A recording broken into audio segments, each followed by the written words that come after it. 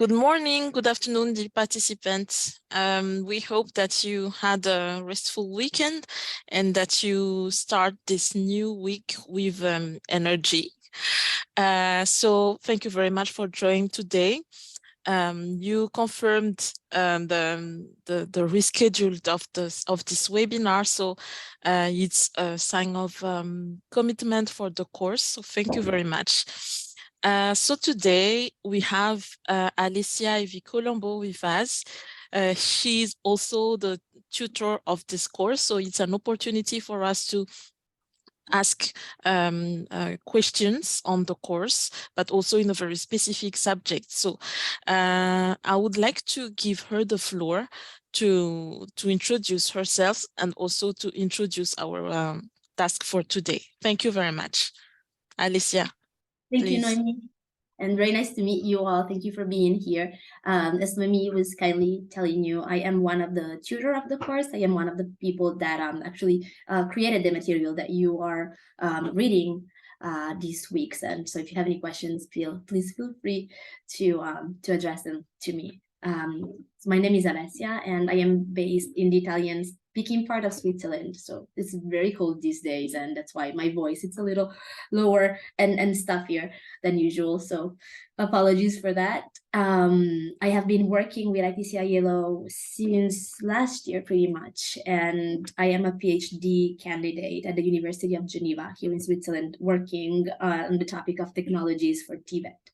So I'm very pleased to be here today, and I'm specifically very pleased to be meeting you in Turin. I will be there for one day, and I'm really excited. It's really nice when finally we can meet our students. It's something that doesn't happen very often, so I'm really glad to be seeing you all in Turin. Hopefully the weather will be nicer and maybe a little warmer, although I doubt it, but let's hope.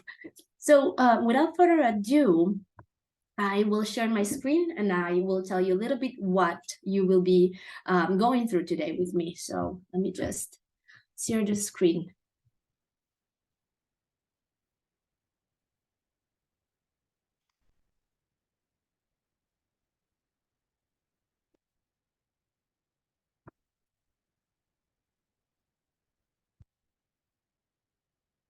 Hope you can see my digitally. You should, right? Everybody see my screen?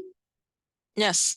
Okay, thank you for confirming. I mean, so the topic of today, which would have been the topic of last week, so thank you so much for bearing with the changes and for being here today, is how to prioritize an occupation or how to prioritize your skill set. So this is what we're going to do today. There's going to be a little summary of what you have done so far. So we're going to go over a quick recapitulation of what happened in Module 1 and Module 2, since this specific topic pertains to Module 3.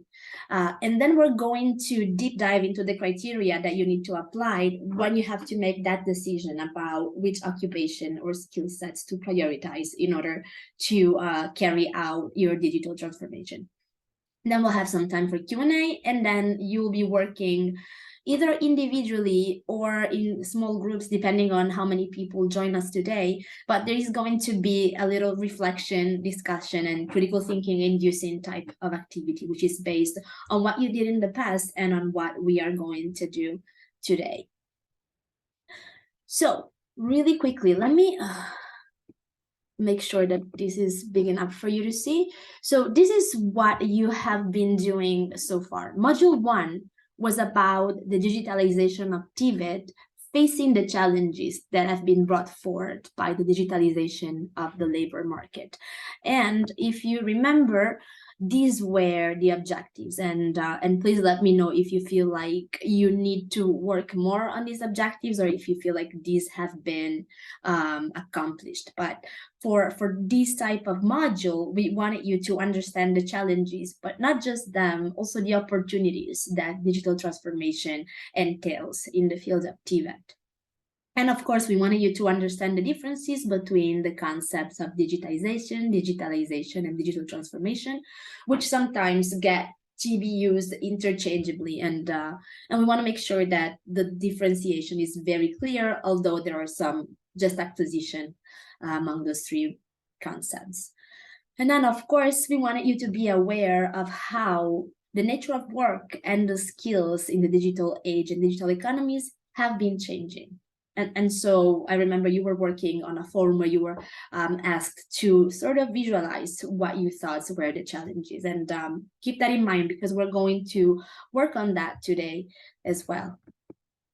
Module 2 was about strategy definition and step-by-step activities that you need to undertake in order to accomplish your digital transformation. And in this case, we wanted you to identify the competencies demands, the existing skills, the mindsets, and infrastructure that are necessary to establish a digitalization strategy. And in order to do so, we ask you to complete a survey, which I understand was pretty demanding. It's a pretty long one, but it's very comprehensive, and it sets the base for you and for us to understand what are the areas that needs to be maybe tackled more in order to successfully develop and implement the digital transformation of your sector, and specifically what are the stakeholders that we want to involve. For those who did the survey, we were working on the level of macro macro level stakeholders. So for example, the government. Then we had the meso level stakeholder, so training center, training schools, TVET schools. And then we had the micro level, which pertains to it's on the receiving ends of these changes. So for example, teachers, students, trainees, trainers. Then we wanted you to analyze specifically based on this survey and the answer to these surveys, your ecosystem needs and expectation. And then finally, familiarize yourself with the concepts of competence and competency standards, which will be part of our lesson today, which bring us to how to prioritize the target occupation related to the curricula that you're going to digitally transform. And so for this module, the objectives are to identify the criteria that you need to apply when deciding which occupation or skill sets needs to be prioritized, analyze your offer or your curriculum and break down one of the competency standards into learning situation, and we're going to see how, and specifically to understand the concepts of national occupational standards and how they play a crucial role in developing a competency-based curricula. Based on that, you are going to be able to break down these competency standards into smaller elements. And from these smaller elements, you derive learning outcomes and the professional situation where these learning outcomes are implemented. And then last but not least, identify the competencies needed to perform the chosen profession based on these national guidelines. So this is a little bit what to expect for Module 3. I assume that it is something that is no longer new for you, since it was supposed to be done last week, but it's worth reminding. So as I mentioned before, we're going to see a couple of key takeaways, as I feel like it's always good to be reminded of what were the main topics. And of course, these will be carried out throughout not just today's webinar, but also throughout the face-to-face course. So keep in mind that what you are doing online is very much linked to what you will bring and to what you will develop in Turing. So we have seen in the first module the key imperatives of digitalization. So we have some that I'm sure are very familiar to you. Well, the first one that we have here is to improve skill needs identification and anticipation, and to deliver trainings in response to the labor market needs. So that was very much linked to our challenges component and opportunities. Then we had to enable data-driven decision-making and to inform improved supply-side planning. Then, of course, we had improved quality efficiency and reliability. And then we had the expansion enabling of learning opportunities, because of course, once we digitalize, as we can see today, you can reach a vast number of learners and you can meet their needs in an easier way. And then we have a couple of more. We want to increase through digitalization the participation in the labor market through skill developments.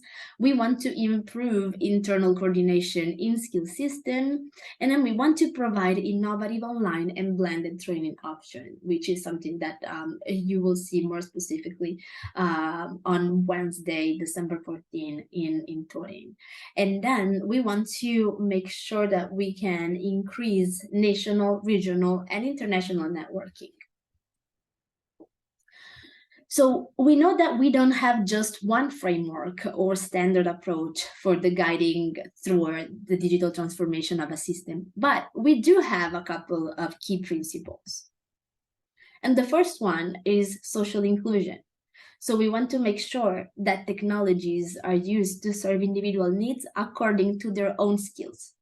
We don't want to use something that's trendy. I'm sorry, something that is technologically trendy if it doesn't serve a purpose, and that purpose has to be the needs of our learners and also of our trainers and teachers. And we will see how more specifically in the weeks to come. Then there's the system integration. We know that national skill systems need to become more integrated, and their components had to be seen as a whole and not just some scatter elements. And then we have the digital solution for TVET. We know that solution need to focus on applied learning for job readiness, national curricula, and quality standards, and training assessment models for practical skills.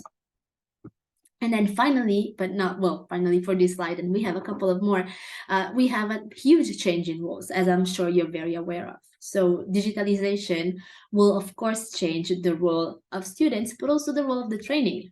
So the trainer will be asked to work collaboratively within probably a team of experts. It's not just the teacher who decides the curriculum on his own, but there's going to be guideline that he has to abide to. And then a couple of more, workforce development approach. So capability building for digitalization of TVET has to be better model on workforce development approaches. Change management, which is very much linked to the change in roles. We know that when we digitalize a sector or even just a curricula, we have to involve key stakeholders in defining this implementation process and also in the selecting the solution that we need. And that is also very much linked to the survey that we ask you to complete, and how to understand at what level you want to involve the stakeholders and what is the role depending on their level, if it is macro, meso, or micro. And then, of course, as we all know, nothing new, but it is a COVID-19 response. And we know that the systematic implementation of the digital process will allow stakeholders to be proactive rather than reactive. So people will have an arsenal and they have the tools that they can use in case something such as the pandemic that we all lived through will happen again. Do you have any questions so far before we go through the key takeaways of Model 2? And you can also use the chat box if you have any questions. I will check the chat box when we go on a little, before starting the breakout room, for example, or if there's anyone that needs to ask question, you can unmute yourself and choose whatever option suits better. So if there's no question, I'm just going to proceed with the key takeaways of Module 2. So once again, system level survey, we will need the results to understand where we are as far as infrastructure, skills, social dialogue, and digital inclusion, and attitudes. And the reason why we decided to use these elements is because, for example, when it comes to infrastructure, we need to have some prerequisites, and we need to know that internet connectivity and accessibility are available for everyone. One thing is for the government to tell us that they have internet connection, but then the other thing is to realize that instead of having 4G, this specific area is unfortunately relying on 2G. And I know that this infrastructure part may be pertaining to specific countries, but unfortunately, this is just not the case. I have experience working here in Switzerland with certain training center of very, very, very bad internet accessibility. Of course, I'm not talking to Gs, but I'm still talking about resources and infrastructure that were not up to date. And then, of course, we had the attitude. So this huge chunk of the survey, it's about the vision, the goal, and the problem-solving mindset that characterize the stakeholders. And again, we're talking from governmental agency, policymakers to students and trainees. And we know that attitude predict behavior. So it's really important to understand where stakeholders stand when it comes to their attitude towards digital transformation. And then we have the skills. So it is more the technical component.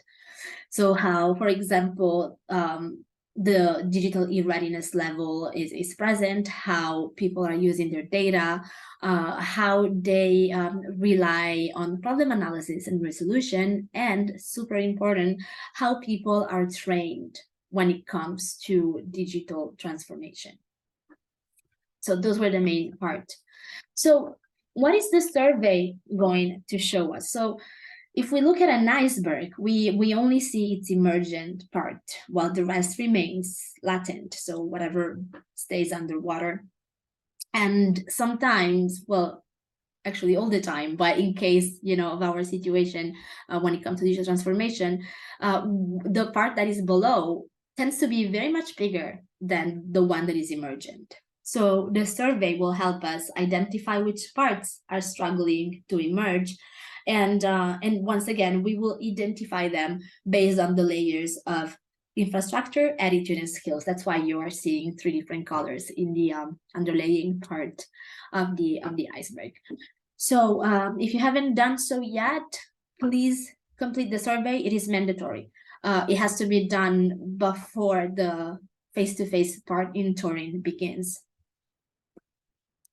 So back on the key components of Module 2, we went through the concept of competency standards, and ILO defined competency standards as a set of benchmarks that define the skills, knowledge, and attributes that people need to perform their job. So they are developed in consultation with industry. And this is very important because this is how we know that they reflect the needs of the workplace. Competency standards form the basis upon which training and assessment can be implemented to a standard that the industry trusts. And why are they used primarily? So they are used to develop and implement training, to assess the outcomes of a training, and to evaluate the level of a person's existing skills and competence. And then we have seen the core competencies, which are capabilities that are equally important in employment and in life. They are transferable and they are built through basic education. So, for example, through reading, writing, acquiring the technical skills that we need to perform specific duties. And then we also have personal attributes such as honesty, punctuality, reliability, and loyalty.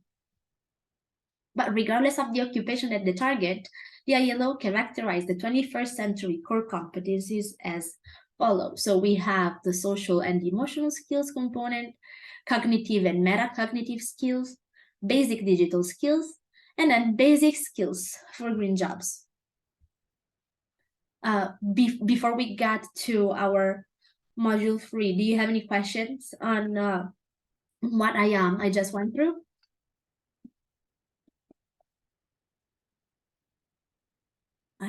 No question.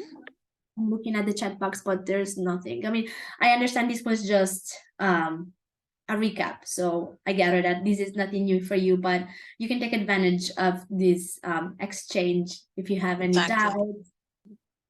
So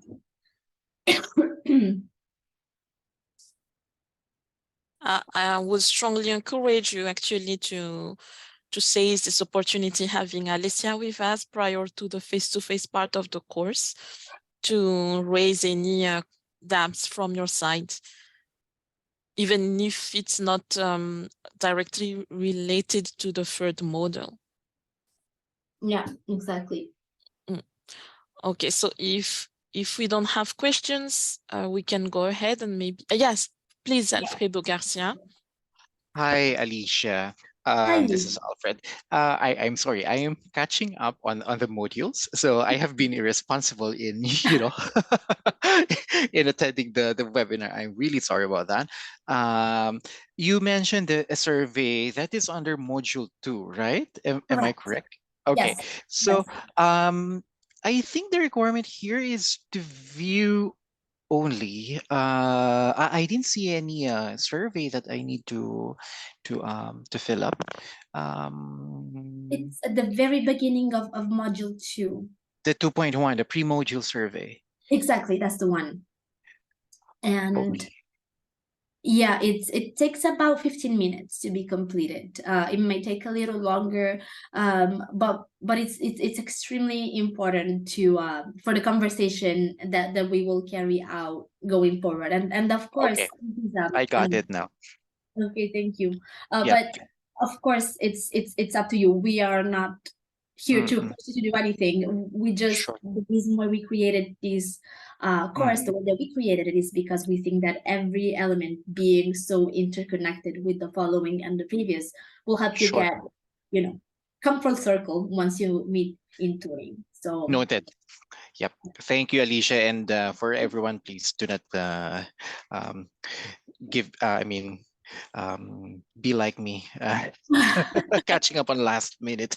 no, but it's fun. You can also use the very last the week Uh, between the two courses. You know, it's good to have a yeah. little buffer time so Mm. you can catch up. And we very much understand that life and work sometimes are not our Yep. best friends when it comes to, you know, further and Mm-mm. continuing education. So it's totally understandable. But thank you Yep. for raising this point, though. Thank you, Alfredo.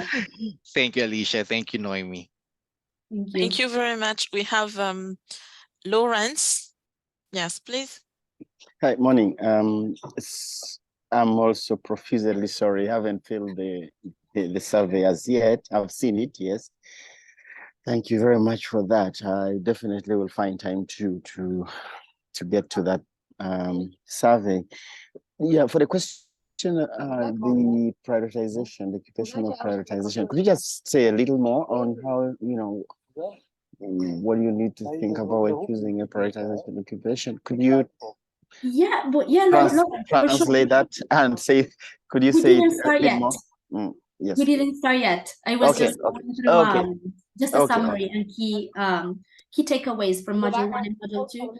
So for whoever just connected, we are going through occupation and prioritization. We're gonna start in a few seconds. So I haven't said anything. I'm just keeping the suspense Okay. alive, Okay.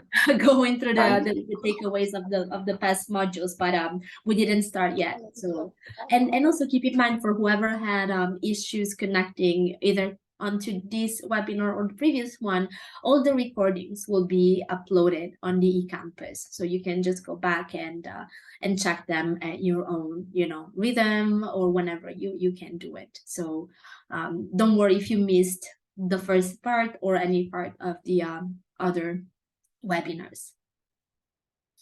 And then Lawrence, thank you for taking for talking to us. That I think somebody else raised their hands, or I don't see it anymore. No, you can go ahead. Okay, so thank you. It was good to hear your voice. Sometimes you feel when you are specifically working on webinars and you have a presentation and you don't see the faces, it's very nice to hear voices. So please feel free to jump in at any time. So once again, this is the core of today's meeting, and we're going to understand a little bit better what we need to think about when choosing a priority occupation to work on. And so once again, we have a couple of criterias, and I will go through each and every one of them more in details. So feel free to stop me if there's something that is not clear and if you need more explanation. But so the steps involved in this phase are very much crucial for the development and the success of the following steps that will take to accomplish your digital transformation. So this is the time for you to assess the competency standards that are created for your specific occupation and familiarize yourself and your colleagues with what is requested on a national level. And once again, this brings us back to the second module where we went over the occupational standards or national guidelines, because we understand that not every country possess national occupational standards. So in this case, if that's not what you have at hand, you can use the guidelines, for example, for your course that have been created, and most in general they get created through, for example, the Ministry of Education or the Ministry of Labor for talking about certain trainings. But there has to be some guidelines on a national level. It might not be called national occupational standards, but you will find something that is nationally developed and that you have to abide to. So this critical step will allow you to discuss and reflect with the actors that are involved in the digitalization process of your profession on what already exists as far as learning material for the occupation for which you want to enable this digitalization process.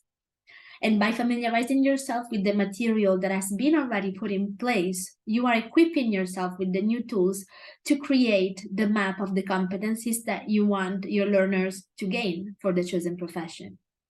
And when I'm talking about this map that you are creating when you are overviewing what has already been creating, I'm actually talking about a template that we have provided you in module 3 and that we ask you to fill in. I don't know if anyone has already had a chance to view it. If not, it's totally fine. We just want you to let you know that this template is to be considered as a living document. You will bring it to tutoring, and as far as your knowledge increases on these topics, you will be able to fill it in and make it more as a map and as a tool that guides you through the transformation process. Again, I apologize for my the condition of my voice. So in order to develop digital training material, the first thing that we have to do is, of course, to understand which occupation we're going to work on and why. So we know that digitalization does not happen overnight, and there is no institution that has the power to transform all of their curricula at once. So what do we need to consider when choosing priority occupation or skill sets to work on? And so the first one, which is no surprise, as in every other aspect in life, is time and availability. So it's not the same to have 12, 6, or even 3 months to digitally transform a course. So the first aspect to consider are timeline and availability. So timeline is not just a constraint for you as the content and designer of the course, but also for the other actors or stakeholders that can ensure their availability throughout the transformation process. In other words, if your subject matter expert is available only at a specific time, his or her availability is another way to prioritize. For example, if you know that Noemi, for example, she's the best expert on a specific topic, and you want this topic to be presented to your students, but she can only do it a month from now, then her schedule will be the booster for you and will be the organizer around which you have to start building your course digitalization. And if your course on a target competence, for example, begins 2 months before the course on a different one, then the launch date of a course could be another way to prioritize. So it is key, as for any other type of project, to make sure that you are providing all the actors involved in the process with a roadmap for their intervention, so that they know what are the roles, their responsibilities, and so that you can ensure not only their availability, but also on-time delivery of what is expected. Any question about time and availability? Otherwise, we'll go over skills development strategies, which is another big one as far as criteria for occupation prioritization. For example, we're talking about the possibility of having a strategy. You know, if your country has a strategy to push for the development or the recovery of a specific sector or occupation and provides support to promote it, you could base your decision making on these available resources. For example, if your country is deploying a considerable number of resources on digital skills development, the integration of digital skill development in your curriculum should be a priority, for example. I'm sorry. Then we have labor market information and demand. For example, consultation with the private sectors, employer sector, skill council, labor market authorities, it plays a huge role in the prioritization decision-making process. In order to make your, somebody unmute, I think. Do you have a question? Or maybe not, that was maybe involuntary. Yes, I would like to inform that for Cambodia side, Hi. Hello? Hi, yeah, Can you hear I me? hear you. You're breaking up a little bit, but yes, please go ahead. Yes, yes, would like for Cambodia, we based on the occupation priority, we are we have the skill roadmap that identify the sector that is which is sector that is a priority sector, and then beside of the priority sector, we also have the occupation under the this this sector. So till now we already developed the competency standard, but we need to the alignment or integration of digital and green for the our competency standard. So for me, I would like to know how to integrate should be in the competence standard or in the curriculum or in the learning material. I think we will able to learn from the tutorial this. Yeah. Yeah, well, thank you so much for your question. And we're definitely going to go over that. We're going to do that in two ways. Well, we're going to start doing that in the next module. So module 4 that started today. And then we also going to really deep dive into these topics when we meet in tutoring. So it's just a matter of following the flow. And it's very good to know that you have already started understanding and developing some sort of a roadmap and a template where you have already your national occupational standards. So what you want to learn now is to understand how to match those those national occupational standards with the learning outcome and the professional situation, right? And then to apply the digital transformation tools that will allow you to actually deliver a digital curriculum. If I understood correctly? Yes, it's right. Yeah, it's right. Yes, thank you. Thank you. So yes, please stick with us. This is the main topic of module 4. And of course, a big part of the meeting in tutoring. So I hope you will be able to join us in tutoring, right? Yeah, we ongoing process the visa in the embassy of Germany. Yeah. Okay, this is great news. So just bear with me as I go through the rest of the criteria. And then we're going to do a group work where we can actually tackle some of the questions that you are bringing forth. But once again, the alignment of all of these criteria to the learning outcomes and to the professional situation that will elicit these learning outcomes will be tackled going forward. So those are really big parts of our training for module 4. So that's okay. I'll just continue the flow. I hope that's okay. But just last thing about labor market information and demands. In order to make sure that your offer is aligned with the market needs, so we're talking about supply and demand, you will need to invest more time and money on curricula that are actually targeting in-demand roles as occupations and related skills and competencies. So it's really important to understand what are the main needs based on the labor market, what the labor market demands are.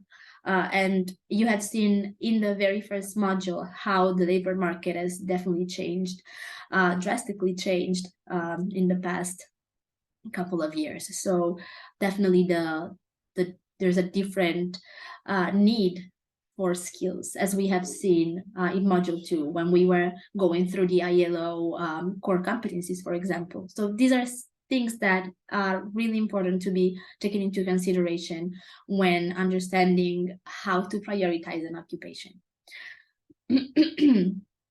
Another criteria is to keep in mind the TVET Center's priorities, for example. So you need to align your own commitments with the changes that you are implementing. You might want to deliver first resources for the promotion campaign of a specific program in which you plan to involve a larger number of trainees. Or alternatively, you may want to be able to distribute a certain training offer to remote students. Hence, transitioning to online teaching could be the answer to this specific need. So always keep in mind what your training center, your organization, and your institution are prioritizing. Also, available budget in this field is a big influence for decision making. And you could decide to prioritize a specific occupation skill set based on the number of students that are expecting to enroll in a specific program for the year to come or for the forthcoming years as well. And you can decide to prioritize mandatory versus non-mandatory courses in specific curriculum.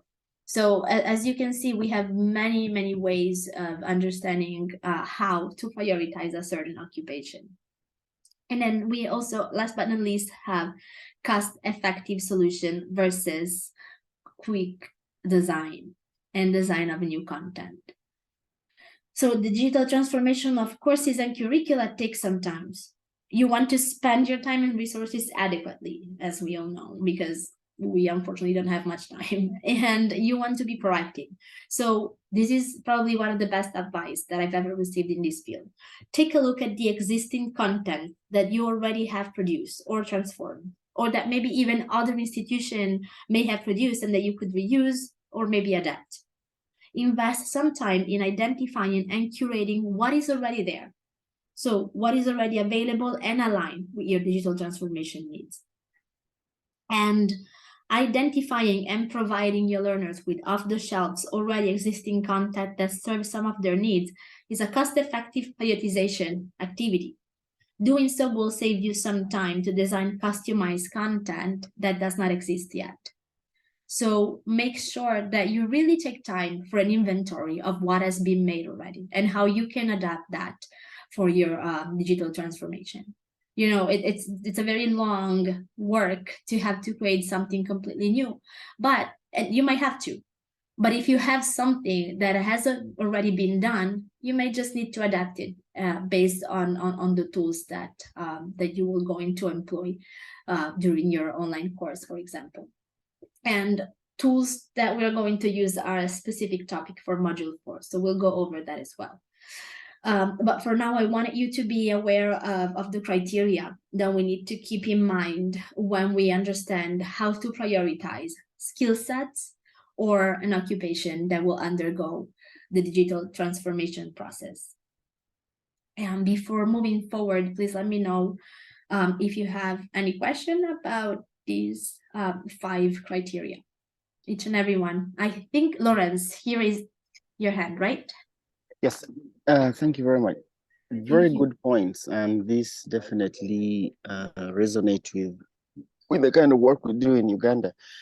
Now, the bigger picture, and which is a challenge, is one, the digital infrastructure, which also will determine if and when we should be able to transform or transition from a face-to-face to a digital process, learning process.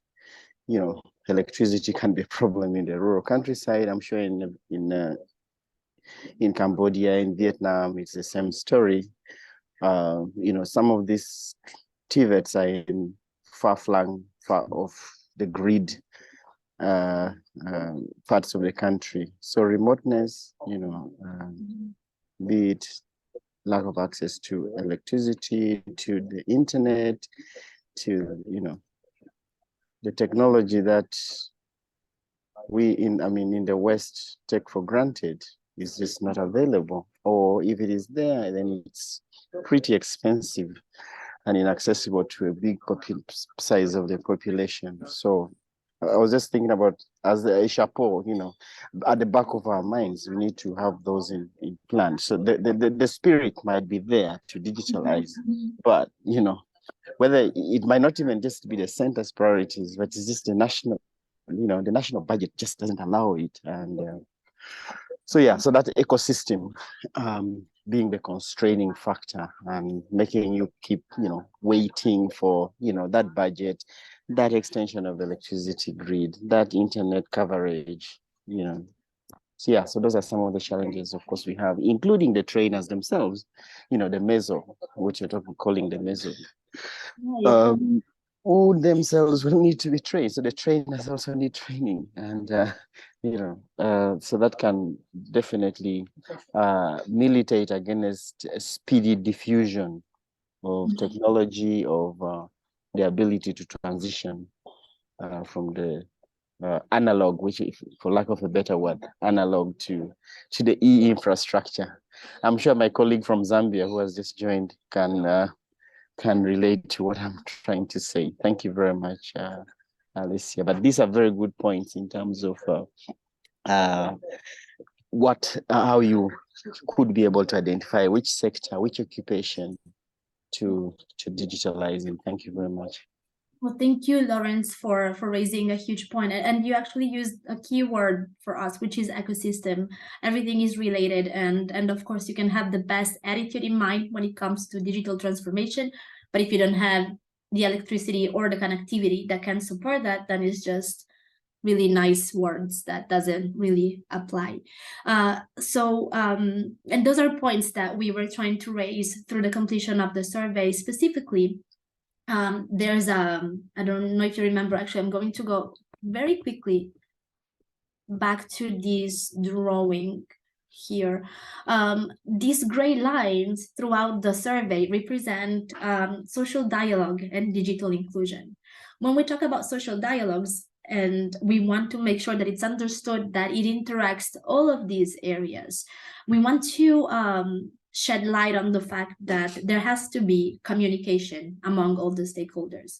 If there is a need in a rural school and the micro level people, so students and trainers and teachers, raise their concerns about it, then there has to be a way for them to be connected with meso and macro level stakeholders so that everybody is aware of what this school, but in general the region and the nation, really need when it comes to embarking in this digitalization process. One of the ways to involve people on the higher level of the hierarchy, so for example, policymaker and the governmental agency, is, for example, to equip them with data. If we say we use surveys as tool for them to understand what is the situation in most of the country, then they will have data and they will know what is actually going on, and when is asked for them to do something about it, then something maybe can happen. So I know that every situation is specific to its own, but going back to the goal of the survey was to also shed light on how to get in touch and how to communicate and how to make sure that all the people from the different level, macro, meso, and micro, are connected, and there is a way to bring the needs of each level to the up and bottom-est level in this case. So collecting data could be a way for people to be aware of what goes on, make sure that they understand that there are certain needs that need to be filled. And as I was saying before, of course, a government can tell us that we do have internet, but then if it is 2G, it's really not what we need to digitalize the curriculum or to implement online classes that can actually be attained by people in rural areas as well. So it is a transformation that happens in the whole ecosystem, as Laurence was saying. It is an ecosystem. It is not just parts of of the system that then somehow get connected. They are already interconnected as this drawing, as this diagram represents. And we want to make sure that all the voices are heard. So I don't know if I answer your question. It is something that cannot be answered in such a short amount of time. But the reason why we want you people to come to Turin is also to be able to exchange best practices and success stories, and also frustration and challenges, and find an environment where this can be shared and possibly a solution could be jointly found. So please bring this type of challenges to the table, because that's why we're here for. I mean, and specifically the in-group face-to-face meeting in Turin will be the best way to tackle these challenges. So thank you so much, Lawrence, for bringing up this crucial topic. Thank you. Thank you. Anyone wants to share? Anyone has, I'm sure, a similar story?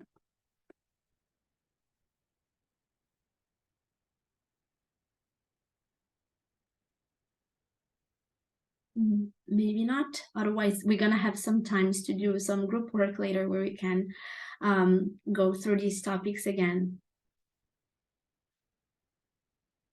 Yes, actually, we can go ahead and and sharing during the group works afterwards. Thank you.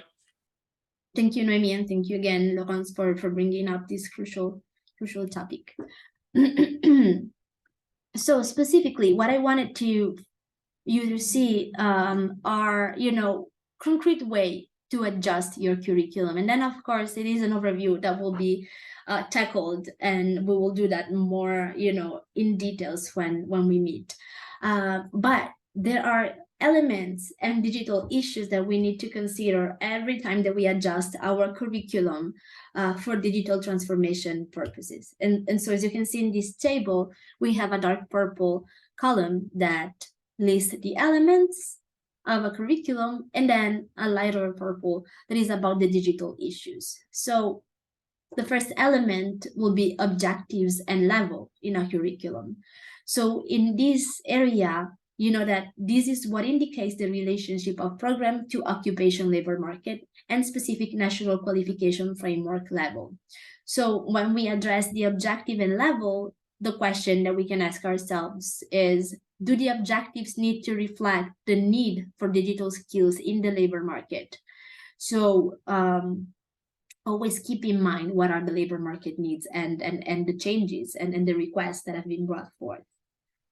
A huge one, of course, is learning outcomes. So knowledge, skills, and attitudes, and grouping into modules. Do the learning outcomes reflect all the aspects of the corresponding skill standards? Then we have entry requirements, which are what, the qualification that learners will need for the program to be uptaken. Are the entry requirements inclusive? For example, do they allow for the use of method of recognition of prior learning? And can all the candidate benefit from a digitalized curriculum? This is another huge one. We saw in the past modules that inclusion, digital inclusion, social inclusion are huge. I mean, if we leave somebody behind, then we are not doing our job in the right way. So we have to make sure that everyone has access to the same level of attainability. For example, let's say that you have students that are vision impaired, or that you have students whose internet connection is extremely bad. Let's say that you are, I don't know, maybe you're doing a quiz, and you are in your screen, you have two pictures, and people have to choose between one and the other in order to be evaluated. What can happen is that if the student is blind, or if the student doesn't see very well, or even if there is a poor connection, what you will see will be not the picture in case of poor connectivity, but a small icon. So what you need to make sure that you have is a description, for example, of the picture. So you can say the picture on the right shows, I don't know, a man in a white coat in a what looks like a science lab, you have to describe it in written so that the person that don't have good connection can actually see what goes on. If the person are visually impaired, then somebody will have to read to them to describe what goes on. So always keep in mind inclusion when you design your curriculum. Then we have program structure. So is the school or your institute, your training center equipped, once again, with the infrastructures that are needed to not just develop, but also to sustain online training or online learning?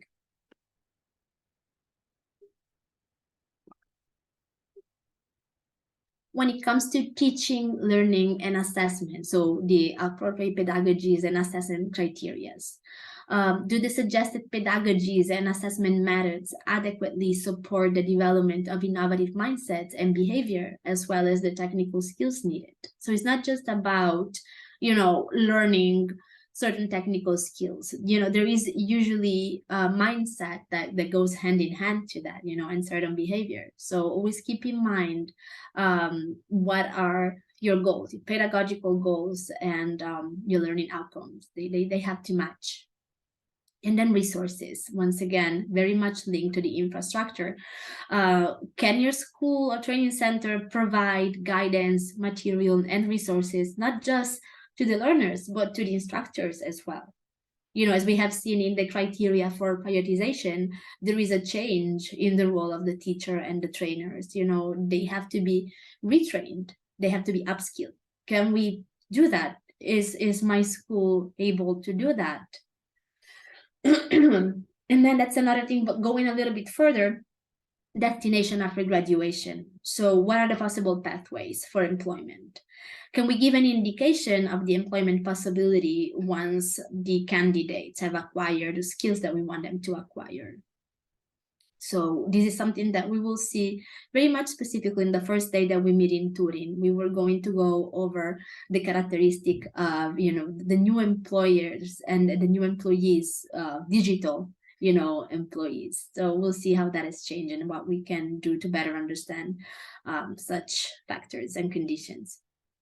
And then teacher and in-company requirements. So what are the competencies that are required for the teachers? They have to be, in many situations, upskill and retrain. And can we do that? Can we provide the support to digitalize the curriculum when it comes to in-company trainers and teachers? So as usual, we want to raise some questions that will probably be the best way to guide you in this part through a better understanding of the occupation prioritization when it comes to your curricula. So before going in our breaking room activities, let me quickly go back to see you. If there's anybody that has any question, please ask. Now I'll be happy to answer.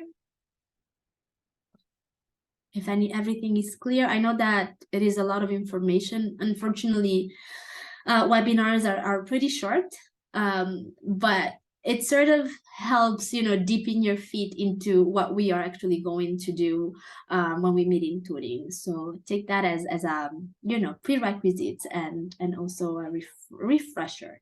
So again, I know that I gave you a lot of information, but if you have questions before we working group, which is 1, 2, 3, 4, 5. You guys are 5, so maybe we could either do a group of 3 people and a group of 2. Actually, the participants are 4. Oh, okay. That's fine. I mean, 1 it's you. My bad. I'm sorry. No problem. So I will divide them in 2 groups.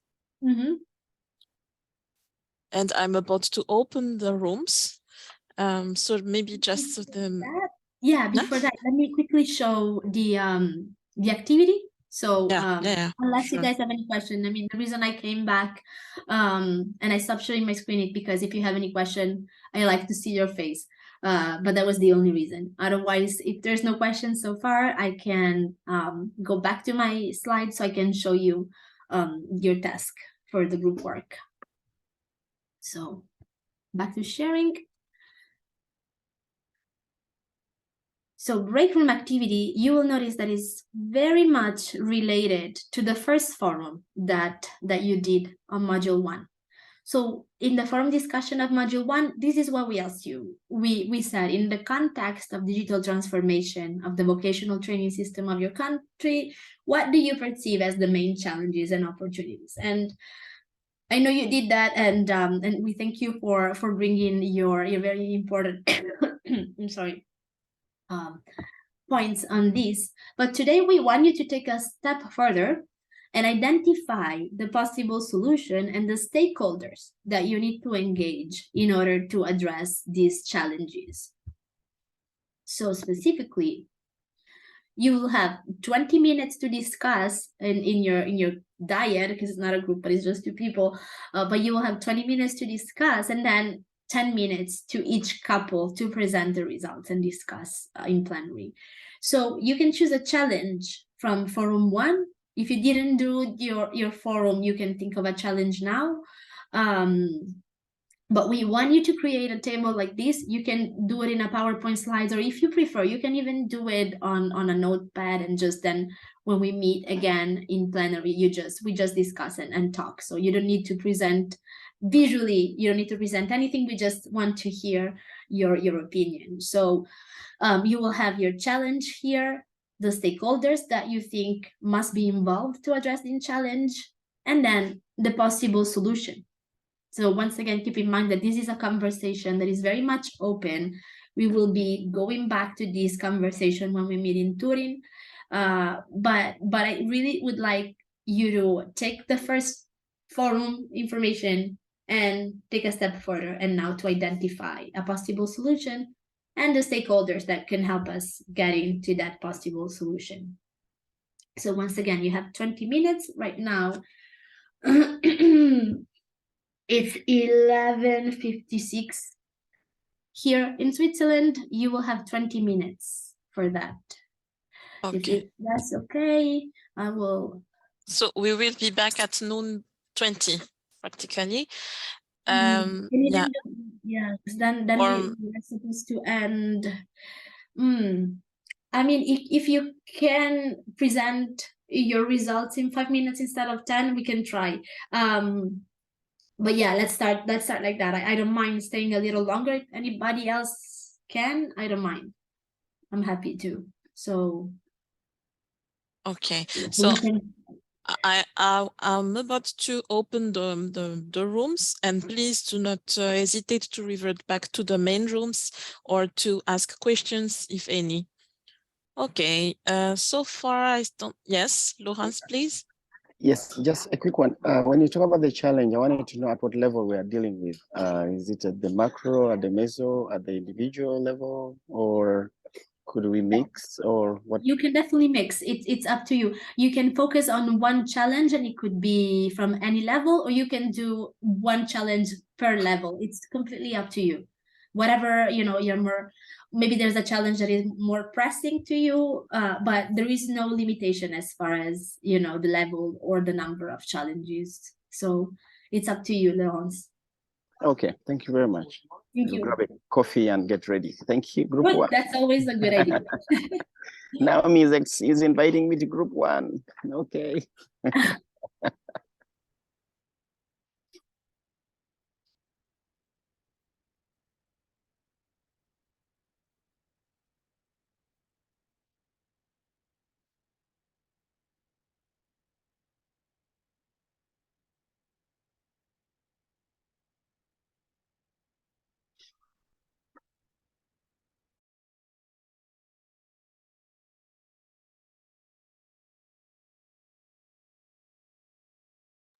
Okay, everyone join the group.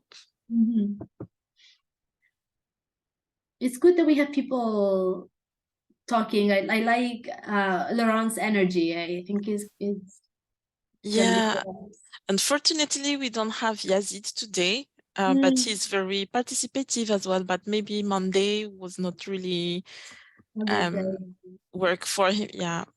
Yeah, many But people on he's Monday have crazy days, but But I'm glad. I mean, it seems like, it sometimes it only takes one good, person that kind of catches and takes the lead, and then everything follows into piece. And Mm-hmm. even the fact that he's comfortable enough just voicing frustrations, I'm happy. Whatever it's conversation, I'm happy to Mm-hmm. see. So. Okay. Yeah, actually.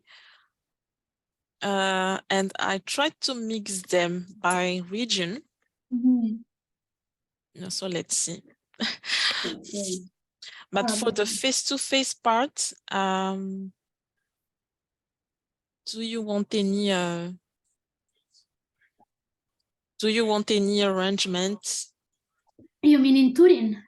Yeah, for the No, I mean, group or for the whatever. exercise or Whatever I put in the in the agenda will be fine as far as the material, and if they can move around, I don't know how big the room will be, but no, I just put a list of just material resources such as flip charts and markers. But other than that, the very details are in the description, but it's just easy group work. okay. So we said they have up until 12:20, pretty Mhm. much. Okay. We need to stop the recording and then resume it. I don't know if To I can stop do or it. to Oh, stop to or pause. to To pause. pause? Sorry. Yes.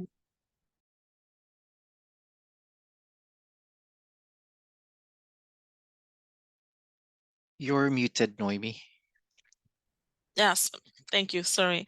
I think that we are all back now in the main room.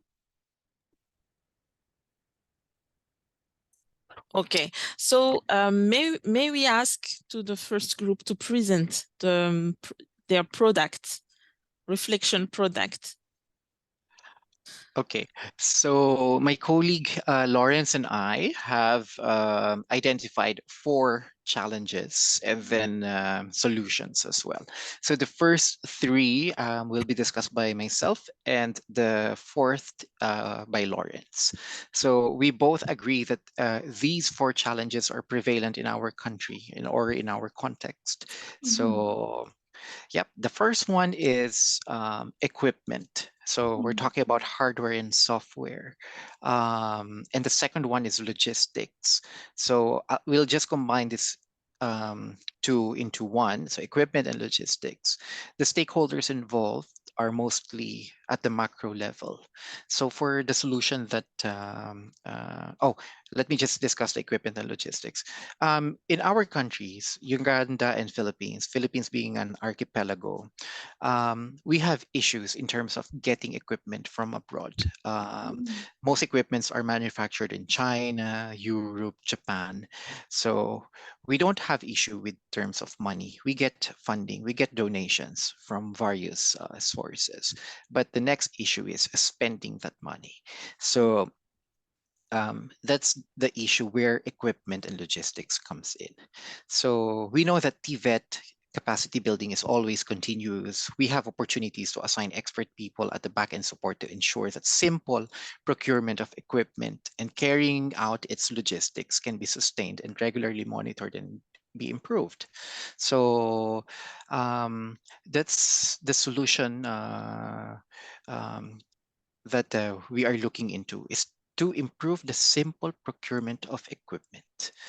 And with that, it will carry out to have a proper logistics management uh, later on. So because sometimes government has a lot of procurement procedures that are not necessary. Um, Sometimes we will buy laptops that is Windows 95 and then we are now in Windows 98. So the Windows 95 becomes obsolete. So it's useless. No? So that's challenges number 1 and number 2. The third one is the relevant instructors and courses. So most of the time, we don't have relevant instructors for the relevant course. For example, um, the course is related to IT, but the teacher or the instructor is the expertise is in cooking and baking, so there's a mismatch there. So why don't we have relevant instructors, because they go abroad? Okay, the bottom line here is the salary. So salary needs to be reviewed. Number two, career development for the instructors. They need to be sent out to international institutions to get best practices like ITCLO. No, with that they would have some kind of what you call this sense of update about their knowledge, about their role in the sector. They would have better appreciation of them being an instructor. So they need to be regularly sent to these trainings abroad. So that is at the macro and meso level. And number four will be discussed by my colleague Lawrence. Lawrence, over to you. Thank you, Alfredo, for your sharing. Those are extremely important topics, and we're definitely gonna talk more about them. But thank you so much for bringing those up. And I'm sorry, over to you, Lawrence. Forgive my background. I'm at Schiphol International Airport, so if there's Oh, any noise from the airplanes, don't blame me. no, thank you. Actually, thank you so much for joining us while you're traveling. I appreciate that so much. Thank you so much, really. Yeah, I'm actually coming to Lausanne for the other part of the course. Nice. So I'm doing one in Lausanne and then two in Turin. So very interesting sessions I've already had with the Swiss Institute. Yes. Oh, So yes. I used to work So, there. That's funny. oh, really? In Lugano, not in Lausanne, but those are my I know the people, the colleagues there. So that's good to hear. That's Oh, wonderful. Wonderful. Yes. So we discussed two big issues. Number one is simply the place of TVETs in our education system. And in most developing countries, honestly, the mindset is that I should get from elementary school, up to university. And if I don't make it to university, then I'm a failure in life. So TVET is still seen as okay, but not okay kind of thing.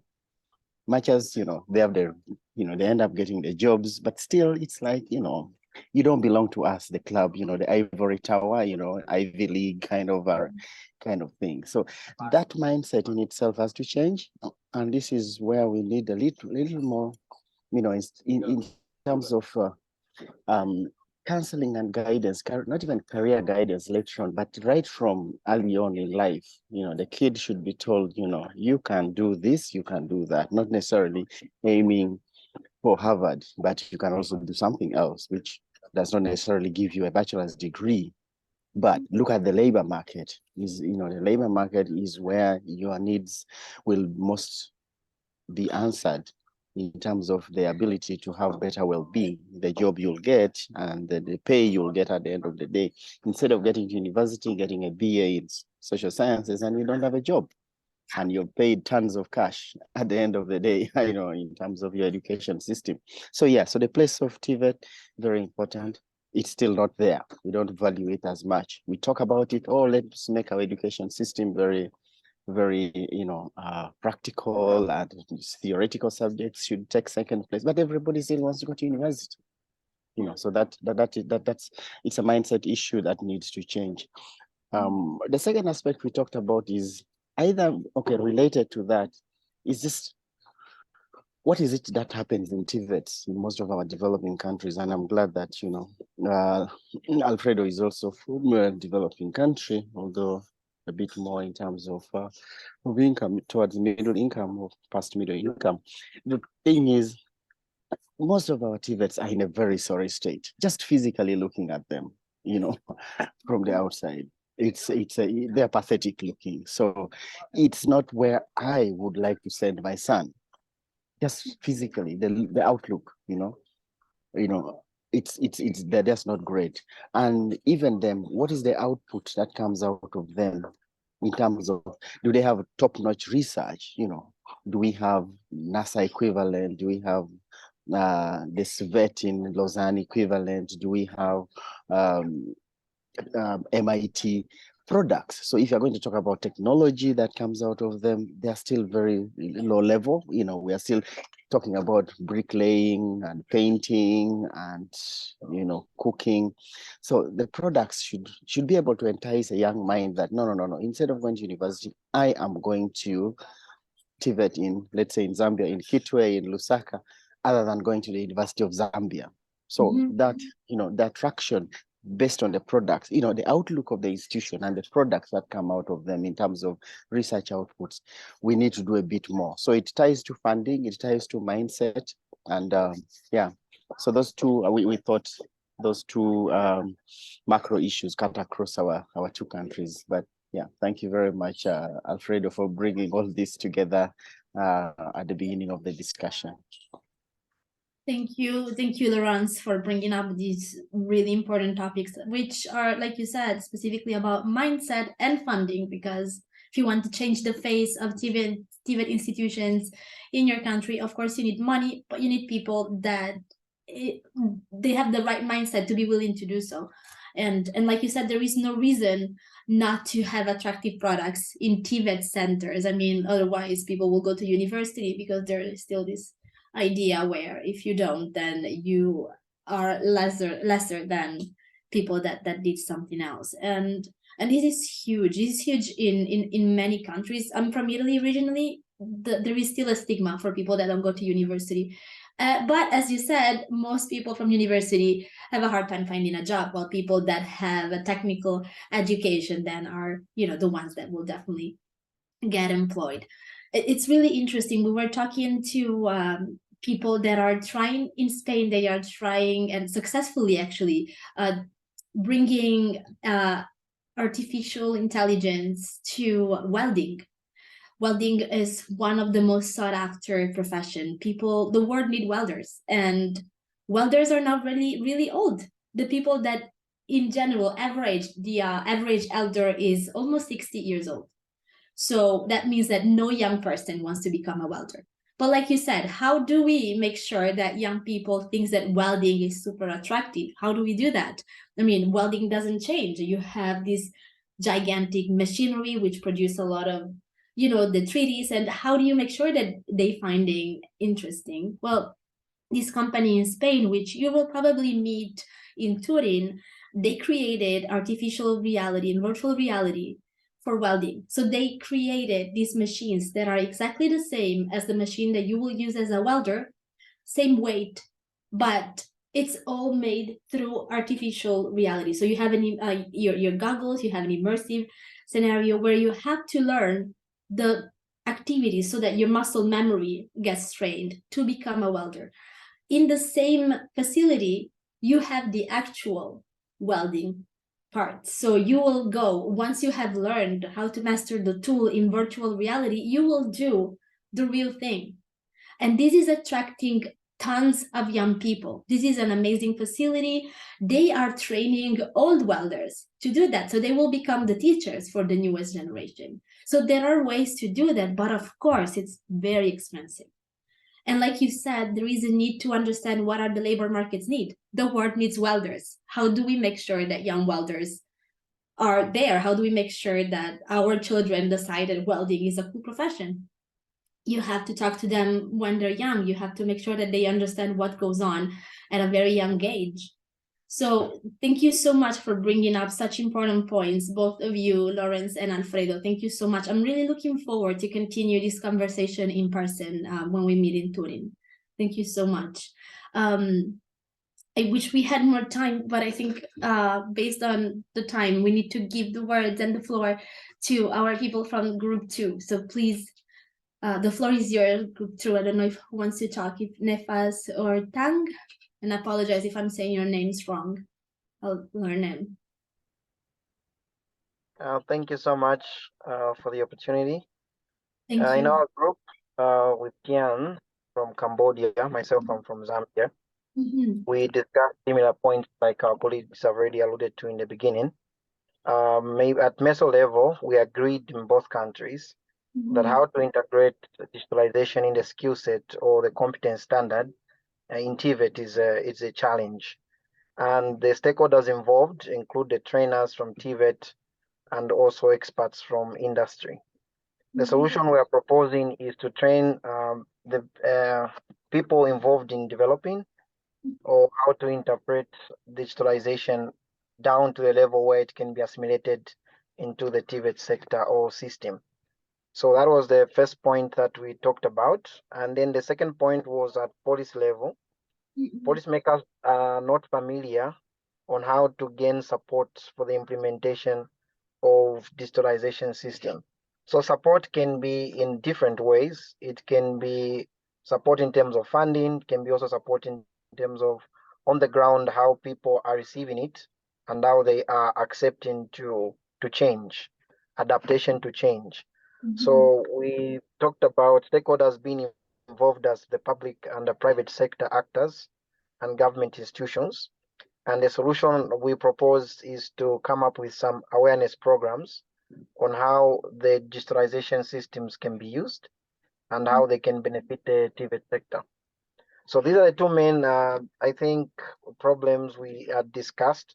And then from my country, I had noted down one, not enough resources to establish digitalization systems. And these resources are in terms of what my colleagues already alluded to in the beginning, like equipment, which is cost intensive, and also infrastructure, which is outdated. So all these things and programs also are outdated. They need new curriculums to be upgraded. So you need to do a labor market research before you come up with all these. So that data collection, all that processes, they need resources in terms of manpower, the relevant skill sets, people who should be able to do all that expertise, and also some funding in order to do that.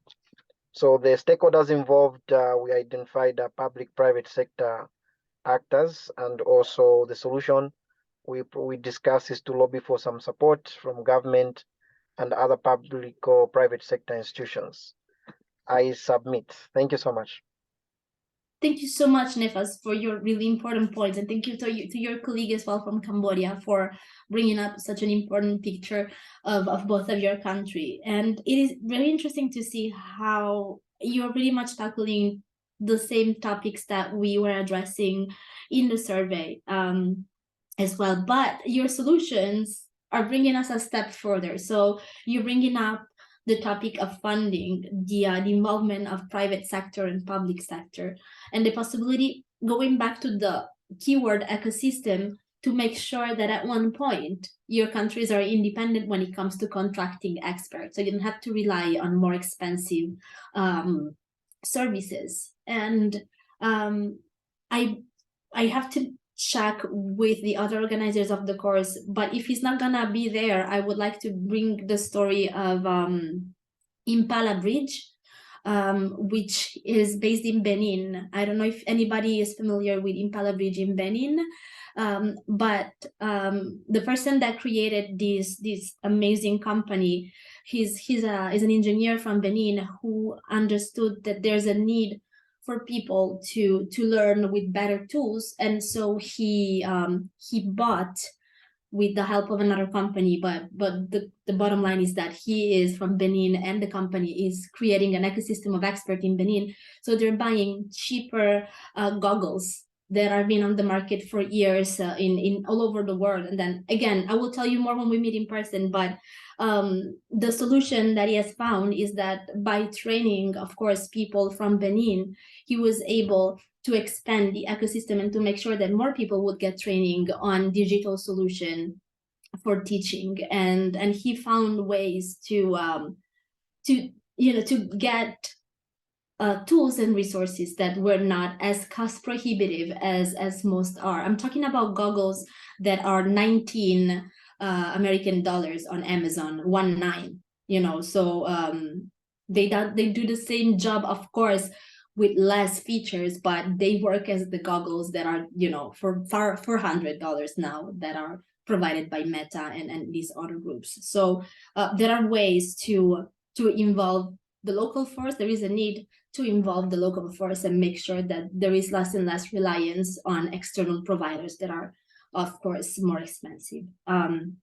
So once again, thank you for bringing up these very crucial points. I'm really looking forward to continue all of this discussion in Turin so that we are not limited by the time that we have here today.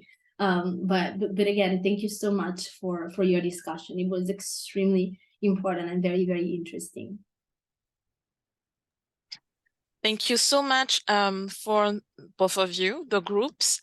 I think that we should close this webinar, which was very enriching, I hope, for everyone. And we hope that this session will help you to be more interactive on the forum, or getting the knowledge that you need before being here in Turin. And it was very nice as well to interact with you, and it was a great opportunity to have Alessia with us today. Of course, we will meet her for the face-to-face phase of this course in Turin.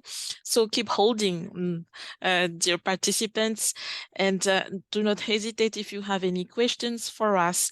Please post on the forum, and we will revert back to you as soon as possible. So thank you very much. I think we have to close our webinar for today. And thank you again. Thank you for your participation. Thank you Bye-bye. so much. Take care. See you soon. Thank Next you all week. the participants. Yeah. See you soon. Yeah. Looking Bye. forward to meet you all in person. Bye. Thank Bye. you. Yeah. Bye. Thank you, Noemi. Thank Bye. you. Bye. Yeah. Bye.